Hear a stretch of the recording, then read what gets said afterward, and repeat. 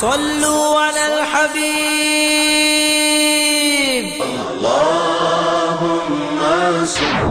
حضور صلی اللہ علیہ وسلم کو تو یقین تھا نا کہ میں اللہ کا نبی ہوں، میرا سٹیٹس کیا ہے۔ وَاعْلَمُوا أَنَّ فِيكُمْ رَسُولَ اللَّهِ۔ وہ قرآن جو تھا وہ براہ راست رسول اللہ صلی اللہ علیہ وسلم کے قلب پر نازل ہوا کہ رسول اللہ صلی اللہ علیہ وسلم بچپن ہی سے اللہ کو خالق مانتے تھے اور عبادت کے لائق مانتے تھے اور اس کی عبادت میں کسی اور کو شریک نہیں کرتے۔ رب العالمین والعاقبۃ للمتقین والصلاۃ والسلام علی رسولہ الکریم، اما بعد فاعوذ باللہ من الشیطان الرجیم، بسم اللہ الرحمن الرحیم۔ یریدون لیطفئوا نور اللہ بافواہہم واللہ متم نورہ ولو کرہ الکافرون، هو الذی ارسل رسولہ بالہدی ودین الحق لیظہرہ علی الدین کلہ ولو کرہ المشرکون۔ رسول اللہ صلی اللہ علیہ وسلم کی سیرت مطہرہ کا جو مطالعہ ہم کر رہے ہیں، اس میں ہم سفر ہجرت پر پچھلی نشست میں گفتگو کر رہے تھے۔ نبی اکرم صلی اللہ علیہ وسلم اللہ تعالیٰ کی حفاظت میں قریش کی تمام تگ و دو کے ہوتے ہوئے مدینہ منورہ سے باہر قبا کی ایک بستی میں پہنچ گئے۔ قبا جو تھا یہ نبی اکرم صلی اللہ علیہ وسلم کا ننہال تھا۔ آپ کے ذہن میں آیا ہوگا نا کہ حضور صلی اللہ علیہ وسلم کی والدہ کا انتقال جو ہے وہ مدینہ منورہ کے راستے میں ہوا تھا، اور جبکہ وہ لے کے آئی تھیں اپنے بیٹے ینگ محمد صلی اللہ علیہ وسلم کو اپنے ننہال اور کا وزٹ کرانے کے لیے اور باپ کی قبر کی زیارت کے لیے۔ نبی اکرم صلی اللہ علیہ وسلم نے تقریباً 2 ہفتے قبا میں قیام فرمایا۔ اسی دوران جمعہ فرض ہوا۔ اس کے بعد نبی اکرم صلی اللہ علیہ وسلم مدینہ منورہ میں داخل ہوئے۔ مدینہ منورہ ایک قبیلے کا شہر نہیں تھا، اس میں سنز آف دا سوائل 2 قبیلے تھے، اوس اور خزرج۔ اوس چھوٹا تھا، خزرج بڑا تھا، اور ان کی جو ڈسپیرٹی تھی وہ اسٹیبلش تھی، یعنی دیت کے معاملات میں ایک کے بدلے 3 قتل کیے جاتے تھے۔ اگر کوئی اوسی کسی خزرجی کو قتل کرے تو اس کی دیت کے طور پر 3 اوسی قتل کیے جاتے تھے۔ پھر 3 بڑے قبیلے یہود کے وہاں آباد تھے، چھوٹے چھوٹے قبائل کو چھوڑ کر، چھوٹے چھوٹے خاندانوں کو، بنو نضیر، بنو قینقاع اور بنو قریظہ۔ تاریخی طور پر یہ سنز آف دی سوائل نہیں تھے، بلکہ باہر سے آ کر مدینے میں یعنی یثرب میں آباد ہوئے تھے، اس خیال سے کہ اپنی کتابوں کی روح سے آخری نبی کے ظہور کا وقت آ گیا تھا، اور ان کی کتابوں میں آخری نبی کے ساتھیوں کی بڑی شان بیان ہوئی تھی، یعنی آخری پیغمبر کے صحابیوں کی۔ تو آخری پیغمبر کے صحابی بننے کے لیے وہ یہاں پر آئے تھے، یعنی اپنے دل میں وہ یہ چیز ایزیوم کیے ہوئے تھے کہ وہ آخری پیغمبر بھی اسرائیلی ہی ہوگا، جیسے 2500 سال سے سلسلہ چل رہا تھا کہ حضرت اسحاق علیہ السلام کے بعد سارے کے سارے پیغمبر انہی کی نسل سے آئے تھے، حضرت اسماعیل کی نسل سے کوئی پیغمبر نہیں آیا تھا۔ یعنی بنی اسرائیل اور بنی اسماعیل کے درمیان جو رشتہ تھا وہ کزن کا تھا، چچا کے بیٹے۔ لیکن انہیں یہ غلط فہمی تھی ایک ازمپشن کی بنیاد پر کہ شاید وہ آخری نبی بھی ہم ہی میں سے ہو گئے، اور ہم ان کے دست و بازو بنیں گے، ان کے ساتھی بنیں گے، اور قرآن مجید میں جو بشارتیں آئی ہیں ہم ان کا مصداق بنیں گے۔ لیکن اللہ تعالیٰ کو کچھ اور منظور تھا۔ آخری نبی صلی اللہ علیہ وسلم بنی اسماعیل میں پیدا ہوئے اور انہیں یہ چیز ہضم نہیں ہوئی۔ قرآن مجید نے کہا کہ یہ آپ کو ایسے پہچانتے ہیں جیسے اپنے بیٹوں کو پہچانتے ہیں، لیکن اس کے باوجود انہوں نے حضور صلی اللہ علیہ وسلم کی رسالت کو ماننے سے انکار کیا۔ ادھر اوس اور خزرج کا معاملہ یہ تھا کہ خزرج کا ایک بہت بڑا سردار تھا عبداللہ بن ابی۔ عبداللہ ابن ابی کو مدینے کا بادشاہ بنانے کا اصولی فیصلہ ہو چکا تھا، اور اس کے لیے ایک تاج بھی تیار ہو چکا تھا، صرف تاج پوشی باقی تھی، صرف تاج پوشی ہونا باقی تھی کہ رسول اللہ صلی اللہ علیہ وسلم ایک بے تاج بادشاہ کی حیثیت سے مدینہ منورہ تشریف لے آئے، اور اس کا تاج اس کے سر پر رکھا نہیں جا سکا۔ اس کیریکٹر کو اپنے ذہن میں رکھنا بڑا ضروری ہے کہ یعنی اب آپ حضور صلی اللہ علیہ وسلم کی سیرت کو پڑھیں تو اس کو ایک کیریکٹر کی حیثیت سے آپ کو ریکگنائز کرنا ہوگا کہ یہ جو ڈیپریویشن ہوتی ہے کہ تاج بن جائے اور بس خیالوں میں اور خوابوں میں تو سر پر رکھا بھی جا چکا ہو، لیکن وہ خواب ہی چکنا چور ہو جائیں اور وہ چیز میٹیریلائز نہ ہو سکے، اس پر جو ڈپریشن ہوتا ہے انسان کو، اس پر جو ریئیکشن ہوتا ہے وہ کتنا شدید ہوتا ہے۔ یعنی بادشاہت جو تھی وہ بالکل دو بام رہ گئی اور پھر ہاتھ سے نکل گئی۔ لہٰذا اس شخص نے رسول اللہ صلی اللہ علیہ وسلم کو کبھی دل سے ریکگنائز نہیں کیا، اینڈ ہی گیو ہم دا ٹفسٹ ٹائم ایٹ مدینہ۔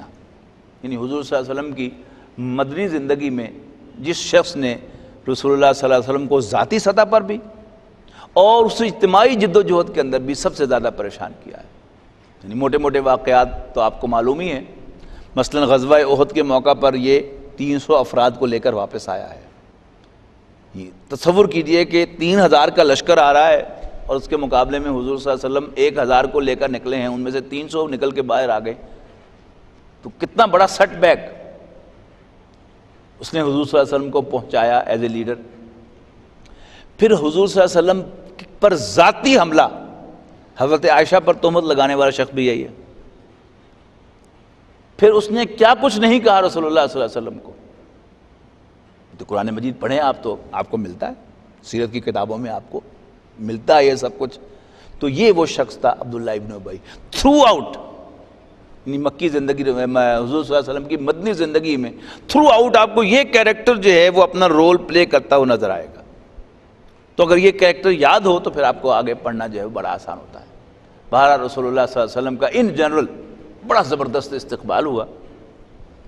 پھر اس شخص نے کوشش کی کہ حضور صلی اللہ علیہ وسلم کو اپنا مہمان بنائے، آفر کی کہ میرا گھر بہت بڑا ہے، آپ میرے ہاں قیام کریں، لیکن نبی اکرم صلی اللہ علیہ وسلم نے فرمایا کہ میری اونٹنی کو چھوڑ دو، جس گھر کے سامنے میری اونٹنی بیٹھے گی بس وہی میرا مسکن ہوگا۔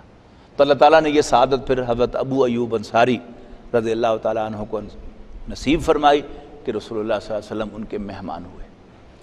مدینہ منورہ تشریف آوری پر نبی اکرم صلی اللہ علیہ وسلم نے پہلے 1.5 سال کے اندر 18 مہینوں کے اندر یعنی ربیع الاول میں رسول اللہ صلی اللہ علیہ وسلم کی ہجرت ہوئی ہے، اور اس کے بعد گنیے ربیع الثانی، جمادی الاول، جمادی الاخری، رجب، شعبان اور رمضان، 6 مہینے ہو گئے۔ اس میں 1 سال ایڈ کر لیجئے تو 1 سال 6 مہینے۔ رمضان سن 2 ہجری میں غزوہ بدر ہوا ہے۔ یہ کیلنڈر جو ہے یہ بڑا اہم ہے، یہ سیرت النبی میں جیسے پہلے میں آپ کو نوٹ کراتا رہا ہوں نا مکی زندگی میں، اب یہ مدنی زندگی کا کیلنڈر جو ہے وہ بھی اپنے ذہن میں پورا ٹانگ لیں۔ ان 18 مہینوں میں حضور صلی اللہ علیہ وسلم نے کیا کیا؟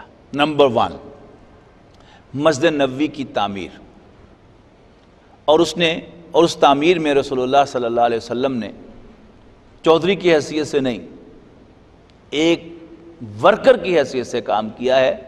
آپ نے خود بھاری پتھر جو ہیں وہ اٹھائے ہیں، اور مسجد کی تعمیر کی سعادت حاصل کی ہے۔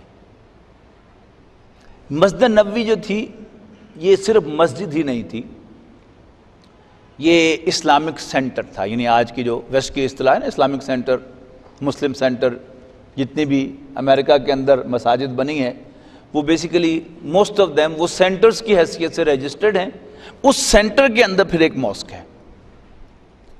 تو یہ مسجد نبوی جو تھی یہ صرف سجدے کی جگہ نہیں تھی، مسلمانوں کی پارلیمنٹ بھی تھی، یہاں تک کہ GHQ بھی مسلمانوں کا یہی تھا، یعنی یہیں سے فوجیں جو ہیں وہ ترتیب دی جاتی تھی، مختلف مشنز جو ہیں وہ اسائن کیے جاتے تھے، تمام جو سماجی اور معاشرتی معاملات بھی یہیں پر طے ہوتے تھے، تو اٹ واز مسلم سینٹر۔ دوسرا کام آپ نے یہ کیا کہ مہاجرین اور انصار کے درمیان آپ نے مواخات قائم کی۔ اخن کہتے ہیں عربی زبان میں بھائی کو، مواخات بھائی چارہ، بردرہڈ۔ یہ کیا تھا کہ رسول اللہ صلی اللہ علیہ وسلم نے ایک مہاجر کو ایک انصاری کا بھائی بنا دیا، اور یہ تاریخ کی بڑی خوبصورت مواخات ہے کہ قرآن مجید نے جو ان کی تعریف کی ہے نا انصار کی، وہ کیا ہے؟ والذین آووا ونصروا اولئک هم المؤمنون حقا۔ یہ سورہ انفال کے آخر میں الفاظ آئے ہیں، ان الذین آمنوا وہاجروا وجاہدوا فی سبیل اللہ والذین آووا ونصروا اولئک هم المؤمنون حقا۔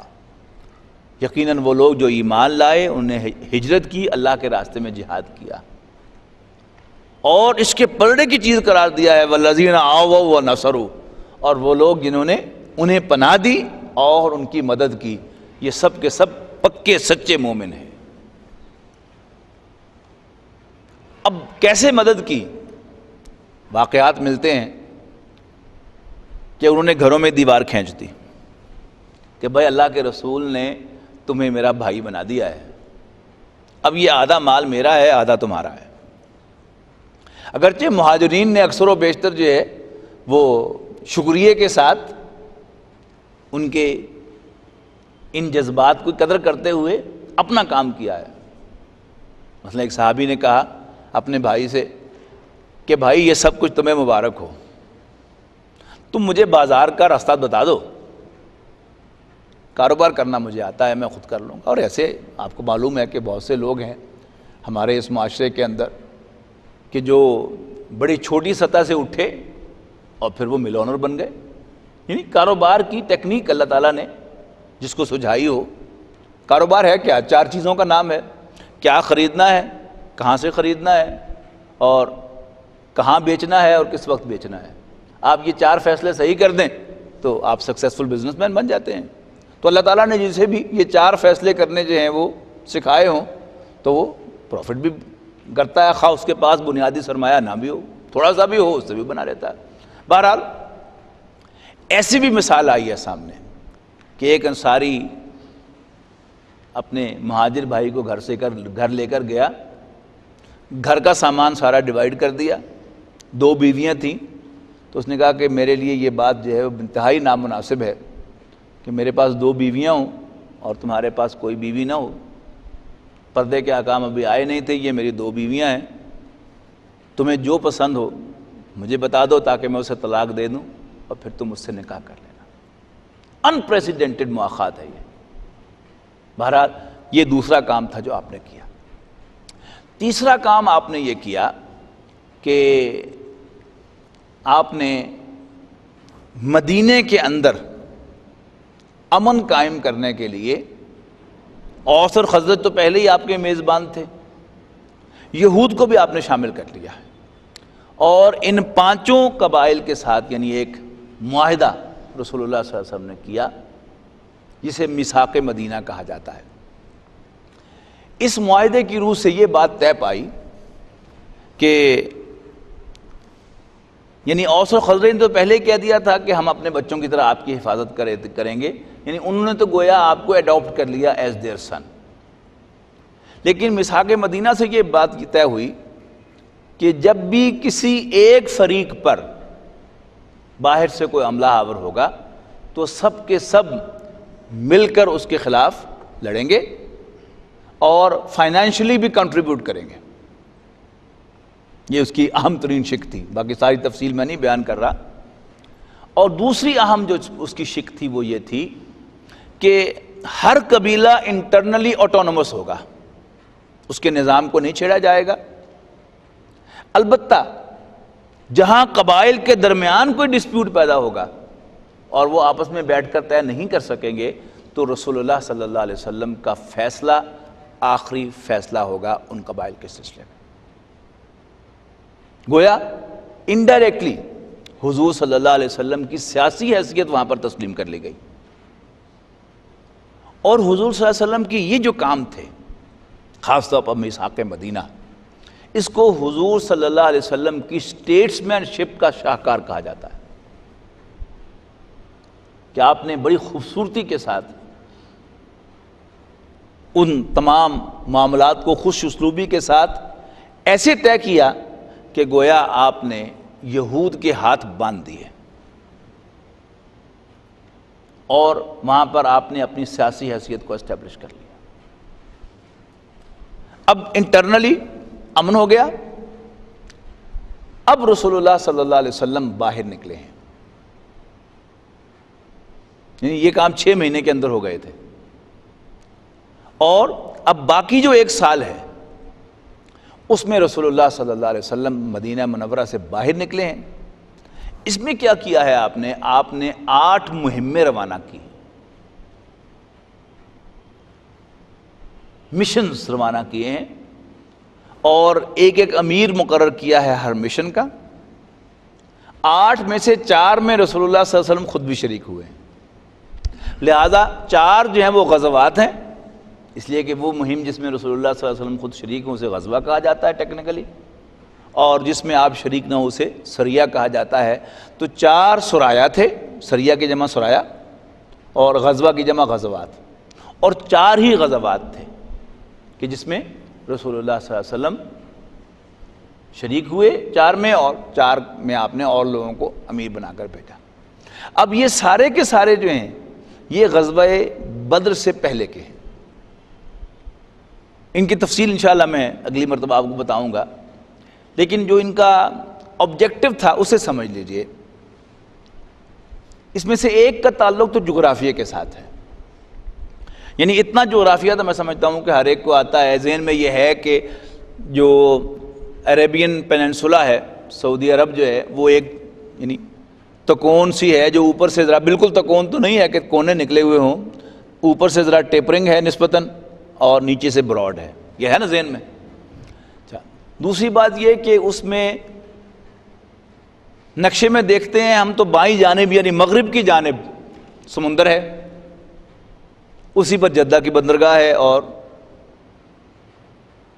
ایئرپورٹ ہے، اور یہ مکہ سے قریب ہے.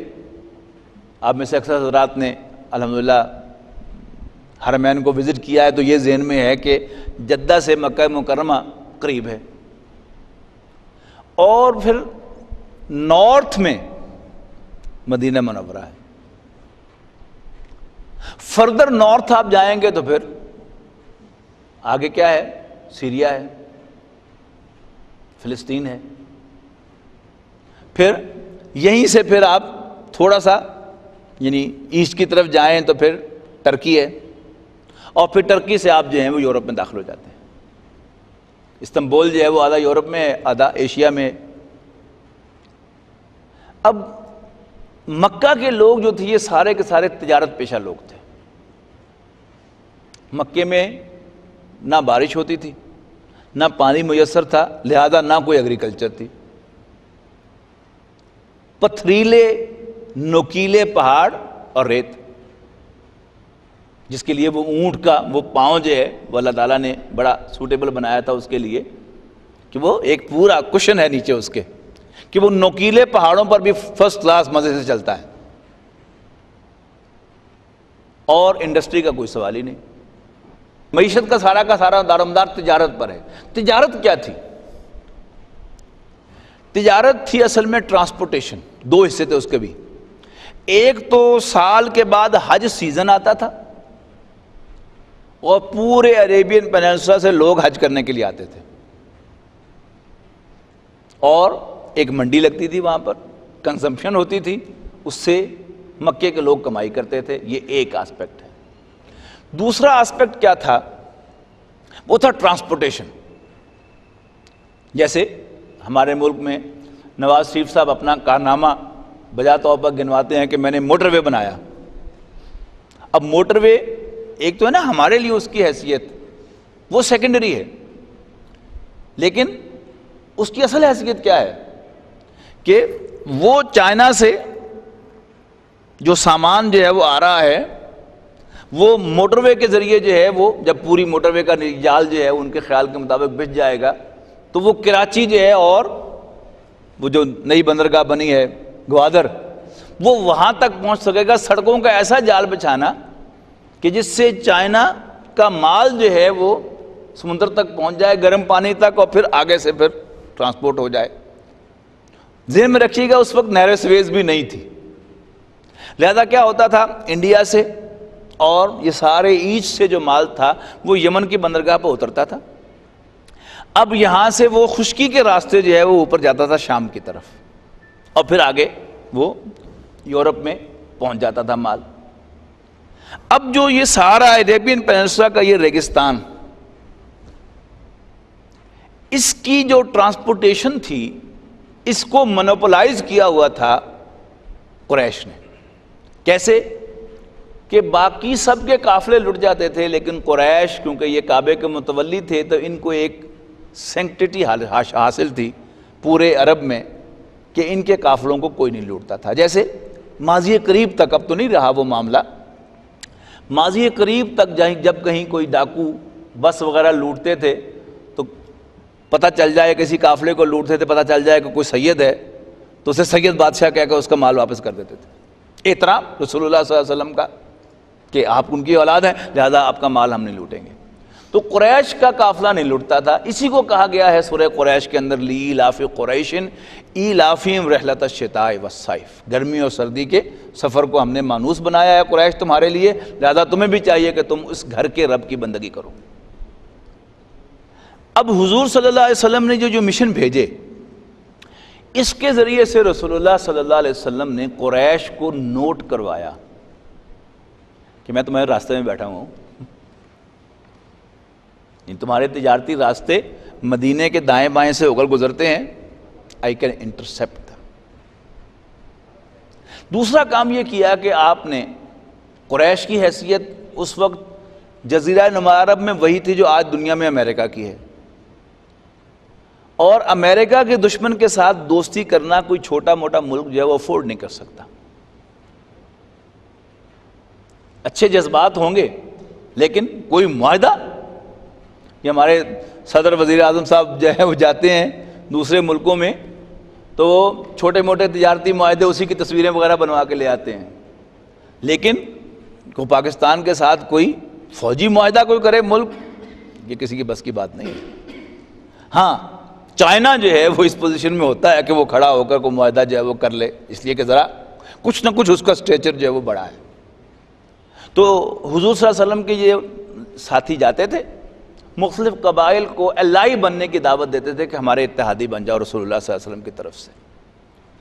تو وہ کہتے کہ نہیں، اصل میں یہ تو ہم مانتے ہیں کہ آپ نیک لوگ ہیں، شریف لوگ ہیں، اچھے لوگ ہیں، لیکن چونکہ آپ کی دشمنی جو ہے وہ قریش کے ساتھ ہے، and we can not afford to offend the Quraysh, sorry. تو پھر دوسری پیشکش کرتے تھے کہ پھر اچھا یہی معاہدہ کر لو کہ تم نیوٹرل رہو۔ اب یہ بھی کیا تھا، یہ offend کرنے کے مترادف تھا کہ قریش کو، یعنی پنجابی تپ چڑھانا۔